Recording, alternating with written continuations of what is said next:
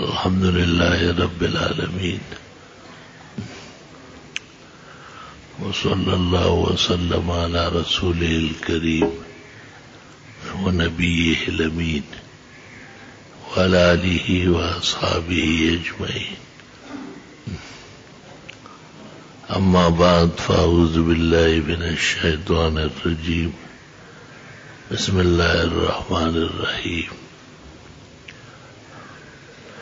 يا أيها الذين آمنوا كلوا من طيبات ما رزقناكم واشكروا لله إن كنتم إياه تعبدون. وفي الحديث من نبت لحمه من سحت فالنار أولى به. وقال صلى الله عليه وسلم إن الحلال بين وإن الحرام بين وبينهما أمور مشتبهات. اللهم صل وسلم على النبي وعلى آله وأصحابه وبارك وسلم عليه. مومن کی زندگی پوری آزمائش اور امتحان ہے. حالت صحت میں بھی اس پر جو احکام نافذ ہے، جو نماز اس نے پڑھنی ہے، جو زکوٰۃ دینی ہے، جو روزہ رکھنا ہے، زندگی میں ایک مرتبہ فریض حج ادا کرنا ہے، یہ امتحانی مراحل ہے. اس لیے اوقات مقرر ہے. فجر شروع ہوتی ہے اور پھر فجر کا وقت ختم ہوتا ہے. وقت کے اندر نماز فرض ہوتی ہے اور وقت کے بعد نماز قضا سمجھی جاتی ہے. وقت سے پہلے نماز ادائی نہیں ہوتی. امتحان ہے، آزمائش. نماز کی رکعتیں متعین ہے، طریقہ کار متعین ہے. ان تمام طریقہ کار کے مطابق زندگی بسر کرنا اللہ کی عبادت سمجھی جاتی ہے. یہی حال تمام مسائل میں ہے. اگر کوئی شخص روزہ رکھے اور وہ مغرب سے ایک چمک پہلے کھولے تو روزہ فاسد ہو گیا. اب فقہا کہتے ہیں اگر قصدن ایسا کیا ہے تو کفارہ لازم آ جائے. 2 مہینے پے در پہ روزے رکھنا. اگر یہ شخص بغیر کسی وجہ کے افطار میں دیر کر لے تو بھی منع فرمایا. امت خیر پر رہے گی ما عجل الفطرہ، جب تک فطرے میں روزہ افطار کرنے میں جلدی کر. یہ سب امتحانی اطراف ہے، امتحانی کیفیت ہے. ایک مقام متعین ہوا ہے جہاں مسلمانوں نے پہنچنا ہے اور وہاں انہوں نے بیت اللہ کا حج ادا کرنا ہے، اور وہ اسلام کا 5واں رکن، اسلام کا تتمہ اور تکملہ وہ سمجھا جاتا ہے. لِكُلِّ عَامٍ أَمْ لِلْعَبَدْ قَالَ بَلْ لِلْعَبَدْ. رواہ الشیخان. حضرت نے جب حج بیان کیا تو آپ سے پوچھا کہ ہر سال کرنا ہے؟ آپ نے کہا نہیں، زندگی میں ایک مرتبہ فرض ہے. فرض کالقرض. وہ مومن مسلم پر پوری زندگی اور عمر میں ایک مرتبہ تمام شرائط فرضیت اور وجوب کے ساتھ ادا کرنا ضروری ہے، اور زیادہ سے زیادہ حج کرنا برتری ہے، فضیلت ہے. بعض لوگ شرائع کے مقاصد سے بے خبر ہوتے ہیں. وہ سمجھتے ہیں کہ جب فرض ایک دفعہ ہے تو بار بار کیوں جاتے ہیں؟ بخاری شریف میں ہے ام المومنین حضرت عائشہ نے رسول اللہ صلی اللہ علیہ وسلم سے پوچھا کہ ہم خواتین بھی آپ کی اجازت سے جہاد کے لیے تو جا سکتے ہیں؟ آپ نے فرمایا لَكُنَّ احسن الجہاد هو الحج، تمہارا بہترین جہاد خواتین کا وہ حج ہے۔ گھر سے نکلنا، محارم کے ساتھ باہر جانا، شرائط پورے ہونا، زاد سفر مہیا کرنا، پردے اور حجاب کے ساتھ اجانب کے ساتھ حج کرنا اور ان سے بچنا، دور و دراز کا سفر اختیار کرنا۔ بی بی صاحبہ ام المومنین فرماتی ہے فلا ادع الحج، پس میں کبھی بھی حج ناغہ نہیں کروں گی، زندگی بھر تک حج فرماتی رہی، اور ازواج مطہرات بھی۔ حضرت عمر رضی اللہ تعالیٰ عنہ کے عہد میمون میں حضرت عمر کو حضرت عائشہ نے کہا کہ حج کا انتظام کرو، ہم ساری ازواج حج کرنے جائیں گے۔ حضرت عمر نے کچھ انتظامی لیت العال کیا، بی بی نے بہت سخت خط لکھا۔ حضرت عمر بار بار فرماتے تھے غضبت امکم، ام المومنین ناراض ہو گئی، غصے ہو گئے۔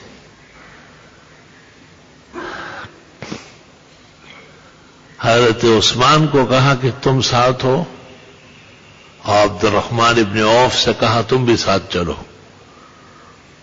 عثمان کو کہا کہ آپ آگے چلیں گے بیویوں کے قافلے سے، عبد الرحمن سے کہا آپ پیچھے چلیں گے۔ کوئی آسان کام تو نہیں، پیغمبر کی عزت و ناموس ہے۔ کائنات میں ایسی عورتیں نہیں ہیں جیسے پیغمبر کی بیویاں ہیں۔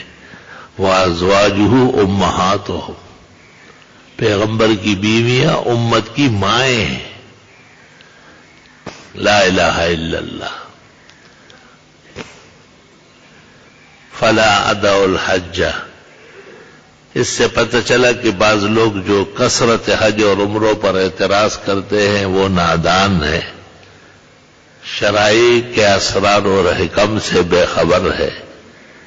اللہ تعالیٰ کسی کو توفیق دے تو زیادہ سے زیادہ حج اور عمرے کرے۔ امام ابو حنیفہ رحمۃ اللہ علیہ 55 حج فرمائے، 16 سال کی عمر میں پہلا حج کیا ہے، وفات تک ناغہ نہیں ہوا۔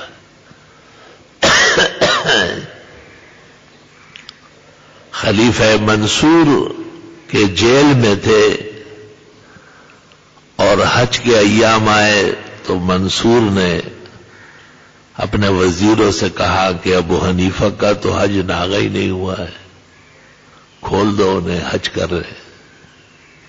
امام صاحب کو اطلاع کر دی کہ خلیفہ نے حج کے لیے آپ کو رہا کیا ہے۔ حضرت نے احرام باندھا اور تشریف لے گئے، اور حج پورا ہونے کے بعد جب واپس آئے سیدھا جیل گئے۔ ایسا زمانہ تھا، شرائع محفوظ تھے، اور ناراضگی کے باوجود دین کا تحفظ سب کے ہاں ضروری ہے۔ صرف اس وجہ سے خلیفہ منصور نے امام اعظم کو جانے دیا کہ ان کا ناغہ ہی نہیں ہوا ہے۔ جب سے حج روانہ ہوئے 16 سال کی عمر میں حضرت نے پہلا حج کیا ہے، اور کہتے کل 55 حج امام صاحب کے بنے۔ آپ نے تمام فقہ اور احادیث حرمین میں پڑھے ہیں، 6 مہینے کے قریب وہ وہاں رہتے تھے، نصف زندگی حرمین میں گزری، نصف کوفہ میں اور بغداد میں گزری۔ لا الہ الا اللہ وحدہ لا شریک لہ۔ ایک بزرگ کے متعلق معروف ہے بقی ابن مخلد کہ جب ان کے حج کا اعلان ہو جاتا تو چاروں طرف سے محدثین احرام باندھ لیتے. خلیفہ عرب نے ان سے گزارش کی تھی کہ آپ پہلے سے اعلان نہ کریں، نہ رش ہو جاتا ہے لوگ آپ سے ملنے کے لیے. ایک دفعہ عبد الرحمن اوزائی شام میں تھا اور اس کو پتہ چلا کہ بقی ابن مخلد حج کے لیے آ رہا ہے. آپ جس کام کے لیے شام آئے تھے فوراً چھوڑ دیا اور چٹپٹ احرام باندھا اور روانہ ہو گئے. اور میں بقی سے ملاقات ہو جائے گی. لا الہ الا اللہ وحدہ لا شریک لہ لہ الملک و لہ الحمد وعلی کل شیء قدیر. کچھ گرانیاں اور تکالیف تو یہاں بھی آتی ہے. عام نمازوں میں ہم پریشان ہو جاتے ہیں. 2 رکعت 4 رکعت نماز ہوتی ہے اور جب طبیعت صحیح نہ ہو فکر ہوتی ہے کیسے پڑھی جائے گی کیسے پڑھائی جائے گی. یہی ثواب کے مقامات ہیں. لا الہ الا اللہ. امام بخاری نے ایک باب قائم کیا ہے باب اجر العمرۃ علی قدر النسب. عمرے اور حج میں جتنی تکلیفیں پہنچتی ہے ثواب بڑھتا ہے. ایک ساتھی یہاں سے گیا ہے وہ ہے بھی ذرا چھوٹے گول مول جسم کا، چھوٹی چھوٹی ٹانگیں ہیں، لمبا چلنا ہوتا ہے.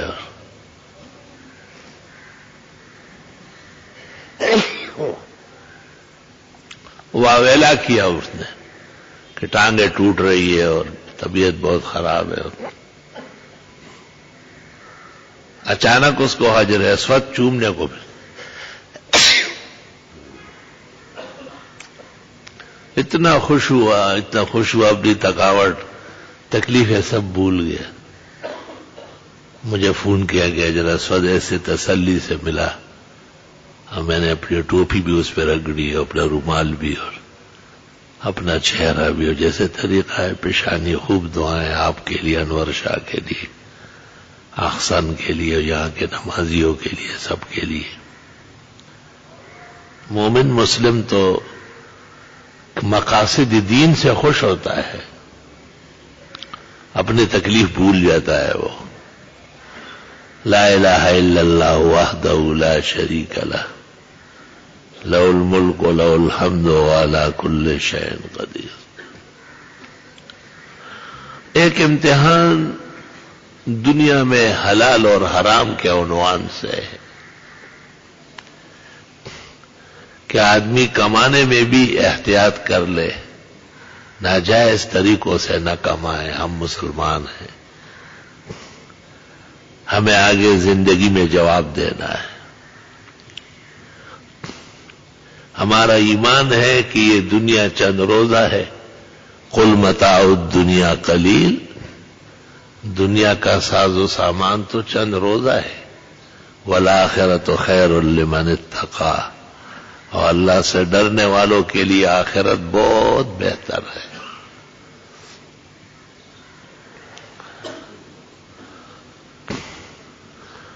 تمام وہ امور جسے شریعت نے منع کیا ہے وہ حرام ناجائز ہے، یا تمام وہ امور جسے شریعت نے ناپسند فرمایا ہے وہ مکروہ ہے، ناپسندیدہ ہے. کل ذالک کان سیئہ عند ربک مکروہ. مکروہ ناپسندیدہ سے بھی بچنا ہے. اور حرام تو جہنم ہے. حرام کا ارتکاب کرنا اور دوزخ جانے پر رضامند ہونا برابر ہے.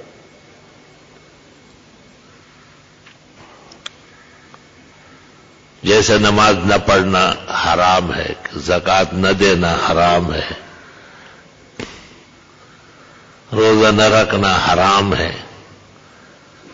فرض حج ہو جانے کے باوجود لیت العل سے کام لینا گناہ ہے.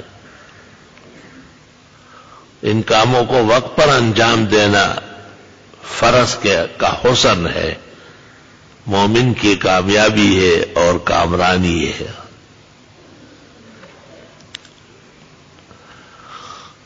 مال دنیا کی ایک ضرورت بھی ہے.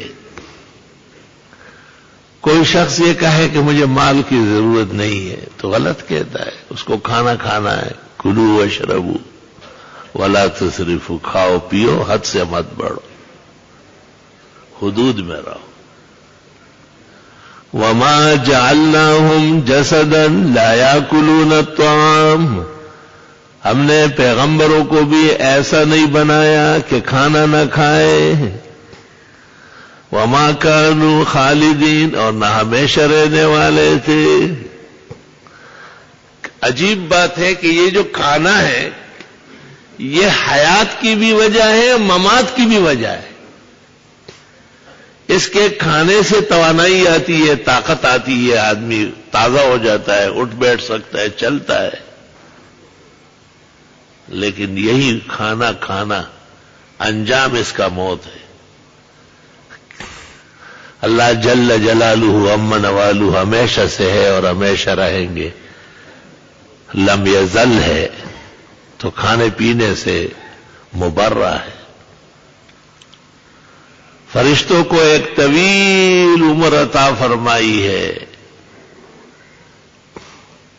تو ملائک بھی الگ تحقیق لا یاکلون ولا یشربون ولا یتناکحون ولا یتناسلون، نہ کھاتے ہیں، نہ پیتے ہیں، نہ شادیاں کرتے، نہ بچے ہوتے ہیں، خالص اللہ کی عبادت سے پلتے ہیں. انبیاء اور مرسلین، اولیاء و متقین تو کھانا کھاتے ہیں، انسان اور بشر ہے، لیکن بہت احتیاط فرماتے تھے. بس اسی احتیاط کے مرحلے میں ہم مار کھا جاتے ہیں، نقصان اٹھا لیتے ہیں بہت شدید. اللہ اکبر و کبیرہ. ایک تو حلال کھانے پہچاننا بہت ضروری ہے، شک والی چیزوں سے بھی پرہیز کرنا ہے. حدیث شریف میں نے پڑھی ہے، تفصیلی حدیث ہے بخاری میں، مسلم میں، نعمان ابن بشیر کی. حلال بھی واضح ہے، سب کو پتہ ہے، حرام بھی واضح ہے. کچھ چیزیں درمیان میں ہیں، وہ ملتی جلتی ہے، ملتی جلتی ہے. کچھ لوگ اسے حرام کہتے ہیں، کچھ حلال کہتے ہیں. جیسے جھینگا بنگالیان کہتے ہیں کہ وہ مچھلی ہے، اور بھی جو گوشت خورے ہیں وہ اس کو چھوڑنے کے لیے تیار نہیں ہے.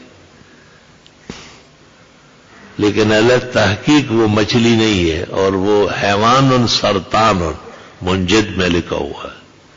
ایک اور کیڑا ہے. اور فقی الہند اور ولی الہند مولانا رشید احمد گنگوئی نے فتاوی رشیدیہ میں لکھا ہے کہ جھینگا غیر ماہی حشرات الارض میں سے ہے اور ناجائز اور حرام ہے. ناجائز اور حرام کا لفظ حضرت گنگوئی نے لکھا ہے. احتیاط بھی یہی ہے، کیونکہ ہر حلال چیز کا استعمال ضروری نہیں ہے. سینکڑوں پھل ہے، سینکڑوں قسم کے کھانے ہیں جو آپ اور ہم نے چکے ہی نہیں، کوئی ایمان میں فرق نہیں آئے گا.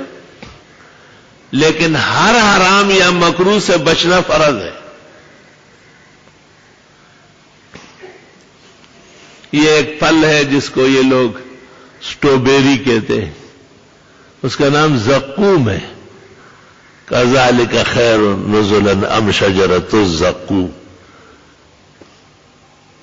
چونکہ زقوم قرآن کریم میں ہے انہا طعام الاثیم، یہ گناہگاروں کا کھانا ہے اور جہنمیوں کا خوراک ہے.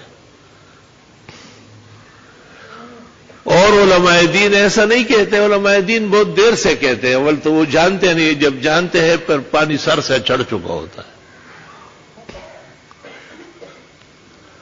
اگر یہ مان بھی لیا جائے کہ اور علماء دین اس کو عام پل کہتے ہیں اور اس کا کھانا درست اور صحیح ہے, تو اسلامی اصول جو حلال و حرام کے ہیں اس کا تقاضا احتیاط یہ ہے کہ پرہیز کیے جائے, کیونکہ اس کا نام جہنمی پھل کا نام ہے. زقوم کہتے اس کو, اور زقوم دوزخیوں کا خوراک ہے, جہنمیوں کا خوراک ہے. انا جعلناها فتنة للظالمین, ہم نے اس کو بھی آزمائش بنایا ظالموں کے لیے. انها شجرة تخرج في اصل الجحیم, اس کا درخت جہنم میں اگے گا. طلعها كأنه رؤوس الشیاطین, اس کا پھل ایسا مڑا ہوا ہوتا ہے جیسے سام کا سر. یوں سام کا سر بالکل, زقوم لے لو اور سام کا سر برابر ہے.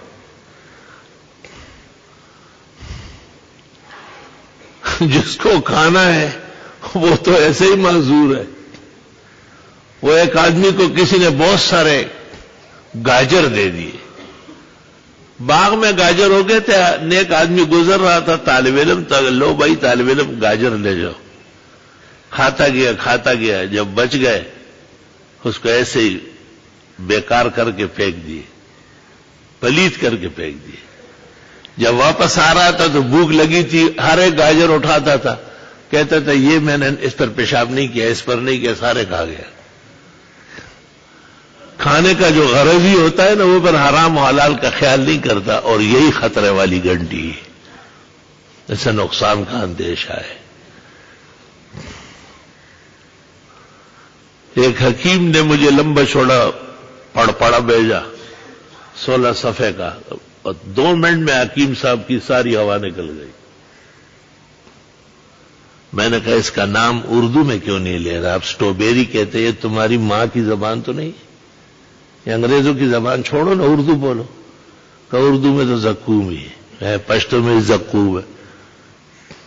تو حاجت کیا ہے ہمیں ایسی چیزیں کھانا؟ بہترین امرود, زبردست کیلے, خوبصورت تلنے والے بہترین پپیتے, خربوزہ, کیا جنت کا پل ہے. کہتے آدم علیہ السلام جب جنت سے نکالے گئے, زمین پر آئے, اور اللہ تعالیٰ نے ان کی توبہ قبول فرمائی. حق تعالیٰ سے کہا کہ میری توبہ قبول ہوئی ہے؟ کہ قبول ہے. کہ جنت سے کوئی پھل تو بھیجو. حق تعالیٰ نے خربوزہ بھیجا, فرمایا یہ میرا بھی پسندیدہ پھل ہے.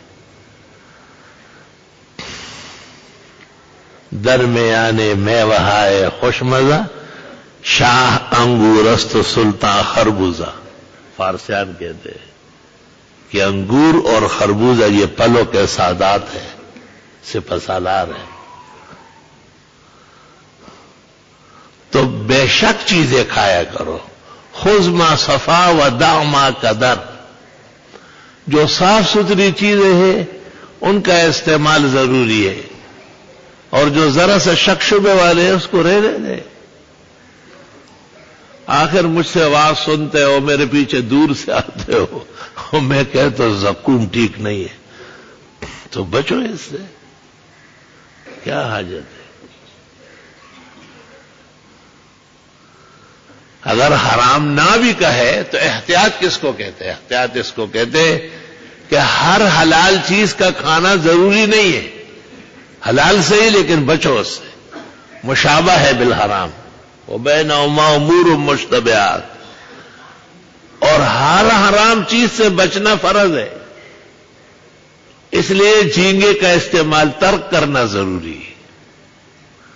اور جھینگا تو امام ابو حنیفہ کے اصول کے مطابق مچھلی نہیں. امام اعظم کہتے ہیں مچھلی ہونا نہ ہونا اشتباہ ہو گیا تو مچھلی نہیں, رہنے دو اس کو. فتاوی جواہر الاخلاقی, لا الہ الا اللہ. میرے پاس اس کا ایک لطیفہ بھی ہے. لطیفہ یہ کہ دیکھو سارا جہان کہتا ہے کہ تیجا بدعت ہے، چیلم بدعت ہے، عرس بدعت ہے. یہ جو رسوم ہے، مردے کی پہلی رات، تیسری رات، 10ویں رات، 20ویں رات، چیلم، یہ سب بدعت ہے. لیکن خان صاحب بریلوی اس پہ کھڑے ہیں کہ نہیں یہ ہونا چاہیے. مگر جھینگے کے بارے میں لکھا کہ یہ حرام ہے. تو میں بدعتی ہوں تو کہتا ہوں شرم کرو. تو اگر اس میں 1% بھی گنجائش ہوتی تو اعلی حضرت اسے نہ چھوڑتے. احکام شریعہ اور عرفان میں انہوں نے لکھا ہے الگ تحقیق جھینگا مچھلی نہیں ہے، اس لیے حرام اور ناجائز ہے. لا الہ الا اللہ. اللہ تعالی ہم عاجز اور مسکینوں کو حلال چیزیں نصیب فرمائے.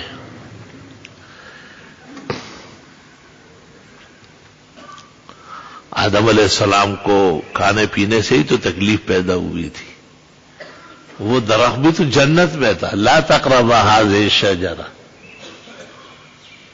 وہ درخت جنت میں تھا. اس پر مفسرین اہل سنت والجماعت کے اولین و آخرین کا اجماع ہے. لیکن حضرت آدم کے لیے، بی بی حوا کے لیے منع فرما دیا کہ آپ نہ استعمال کریں. پہلا موقع تھا. اس سے پہلے تو حرام و حلال کی کوئی تفصیل نہیں آئی ہے. آدم علیہ السلام پہلا انسان بھی ہے، پہلا پیغمبر بھی ہے، اور پہلی آزمائش بھی ان کی، اور وہ بھی کھانے پینے میں. فلما ذاق الشجرہ، اس درخت میں سے جب چکا، بدت لہما سواتہما، شرمگاہیں کھل گئی. حقیقت یہ ہے کہ جو آپ دیکھتے ہیں نا آستین یہاں تک سجدہ کرتے ہیں، غریب پیچھے سے کھل جاتے ہیں. ان کو کیا معلوم ہے؟ علماء کہتے ہیں ایسی جگہ دیکھنا جہاں نہیں دیکھنا چاہیے. 40 دن تک آنکھوں کا نور کم ہو جائے گا. ہمیں پردہ کرنا ہے. وہ غریب تو مکلف ہی نہیں رہا ہے، وہ تو پتہ نہیں کس شان میں لگا ہوا ہے. کچھ عرصے سے یہ مسائل بھائی لوگوں نے ممبر سے بیان کرنا بھی چھوڑ دیا.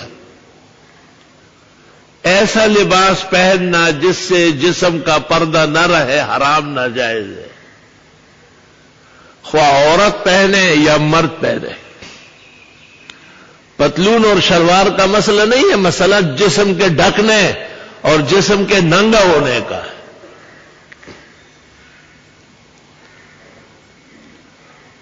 لا الہ الا اللہ. ٹوپی اوڑھنا ان کو دشوار ہو گیا. خوبصورت داڑھی ہے چہرے پہ اور نماز ننگے سر پڑتا ہے. جس طرح تمام انبیاء اور مرسلین کے چہروں پہ داڑھی تھی، اس طرح تمام انبیاء اور مرسلین ننگے سر نہیں دیکھے گئے. دیدہ دیدہ بھائی، یہ غزوہ میدان. کوئی ماں کا بیٹا دکھا دے مجھے. سنت کا تقاضا ہے کہ مارکیٹ میں، بازار میں، منڈی میں، اسکول میں، کالج میں، بڑے سے بڑے عہدے پر بھی آپ کا سر ڈھکا ہوا ہو. پگڑی و صافہ نہ ہو تو ٹوپی تو ہو. وہ کنڈ زویا اور سخ بویا، کچھ نہ کچھ تو ہو. یہ کچالو خان بنا ہوا ہے، اس کو ٹوپی سے بہت ایک مجھے کہتے ہیں ٹوپی سے گرانی ہوتی. میں نے کہا غلط عادت ہو گئے نا، خراب عادت ہو گئی. ٹوپی 4 سیر کا ہوتا ہے، 6 کلو کا ہوتا ہے. ٹوپیاں سروں پہ رکھا کرو. بھائیوں کو کہو بھائی سر ڈھکنا چاہیے. جھگڑے اور جدال نہ کیا کرو. آپ کا کام سنت آگے بڑھانا ہے، منوانا اس کو اللہ کا کام ہے. لوگ نماز کے لیے آتے ہیں، ہم نمازیوں کو اب کہنے لگے. میں کہتا ہوں دکان چلاتے ہوئے، گاڑی چلاتے ہوئے، اسکول اور کالج آتے جاتے ہوئے، وہاں پڑھتے ہوئے، اللہ اکبر و کبیرہ، سر ڈھکنا چاہیے. اور سر ڈھانکنا بہترین آداب ہے انسانیت کے، اور بہترین آداب ہے مومن کے. اور بہترین آداب ہے نماز کے. تو آدم علیہ السلام کو ذرا سا چکنے کے بعد جو سزا مل گئی وہ جسم کھل گیا, جنتی لباس اتر گیا. تو پتہ چل گیا کہ ایک لباس جنتی ہے اور ایک غیر جنتی ہے. ہر دور اور ہر زمانے کے علماء اولیاء کا جو لباس ہے یہ اہل جنت کا لباس ہے. ان کی تقلید کرنا چاہیے, ان کے پیچھے چلنا چاہیے, ان جیسے حیات اختیار کرنا چاہیے. اسی میں بچت ہے, اسی میں کامیابی ہے. اور تمام امور میں, زندگی کے تمام نشیب و فراز میں اس امتحان میں کبھی بھی نہیں مبتلا ہونا ہے کہ ہم خود حرام کا ارتکاب کریں. نہ حرام نوکری کرنی ہے, نہ حرام تنخواہ لینی ہے, نہ حرام کا کاروبار کرنا ہے, نہ اس کا سفارشی بننا ہے. خلاصہ میں ہے کہ ایک حرام کے ارتکاب میں 10 آدمی جہنم جائیں گے. یا ایھا الذین آمنوا, اے مسلمانوں, کلوا من طیبات ما رزقناکم, صاف ستھرا چیزیں کھایا کرو جو ہم نے تمہیں دی ہے. واشکروا للہ, اللہ کا شکر کرو کہ حلال مل رہا ہے. اللہ تعالیٰ کا شکر کرو کہ ہم اور آپ حلال اور حرام جانتے ہیں. اللہ کا شکر کرو کہ حلال کے نتائج دور رس ہے اور حرام کے نتائج جہنم ہے, ابتری ہے, تباہی ہے. ان کنتم ایاہ تعبدون, اگر تم صرف اللہ کی عبادت کرنے والے ہو. وبهذا القدر اکتفی اليوم وللہ الحمد اولا وآخرہ. اگر زندگی نے وفا کی اور خیر خیریت و صحت رہی تو آنے والے جمعے کو اور شب جمعہ کو انشاءاللہ اسی مسئلے پر مزید بحث کروں گا. وآخر دعوانا